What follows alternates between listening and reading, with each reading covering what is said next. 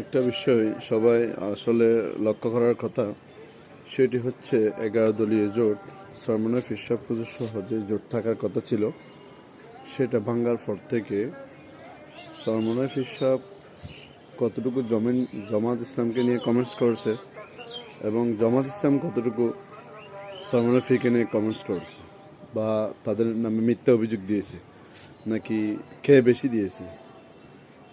মানে রাজনৈতিক সৌন্দর্য, যে জামাত ইসলামকে যে আমরা ইসলামী দল বলছি না, জামাত ইসলামকে ইসলামী দল না বলে আমরা কাকে, সরমনের ফিরকে ইসলামী দল বলবো?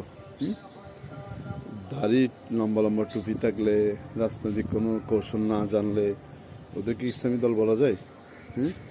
নাকি কূটনৈতিক ভালো সম্পর্ক অন্য রাষ্ট্রগুলোর সাথে এবং বিহেভিয়ার, যে একটি দলের সাথে একটি দলের যে আচার আচরণ। জামাত ইসলামকে তো নিয়ে এখনও নোংরামি কথা বলে এই সরমনের ফির। কই অন্য দলকে নিয়ে এত নোংরা কথা বলতে তো শুনি। এখন তো ওরা বিএনপির চেয়ে জামাত ইসলামকে খারাপ বলা শুরু করছে জোট ভাঙ্গার কারণে। কই জামাত ইসলামের কোনো কেন্দ্রীয় নেতার মুখে তো এই কথা শুনি নাই যে সরমনের ফিরকে নিয়ে খারাপ মন্তব্য করার জন্য।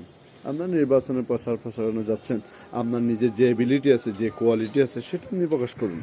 আপনি জামাত ইসলামকে নিয়ে পড়ে আছেন কেন? আপনার নির্বাচনের ইশতেহার তো এটা হতে পারে না জামাত ইসলাম খারাপ।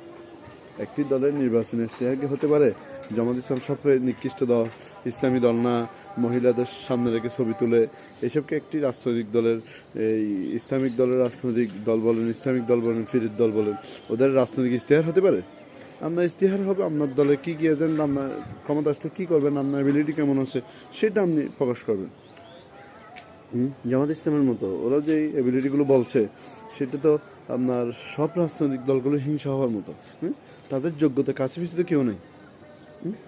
তাদেরকে যদি আমরা ক্ষমতা আনতে না পারি, সেটা তো আমাদের ব্যর্থতা। নির্বাচন তো শুধু সুষ্ঠু হলে হবে। দেখেন নির্বাচন কি হয়। ওদেরকে যদি ক্ষমতা আনতে না পারে, সেটা আমরা বাংলাদেশের জনগণের ব্যর্থতা। আমি মনে করি না সেটা জামাত ইসলামের ব্যর্থতা।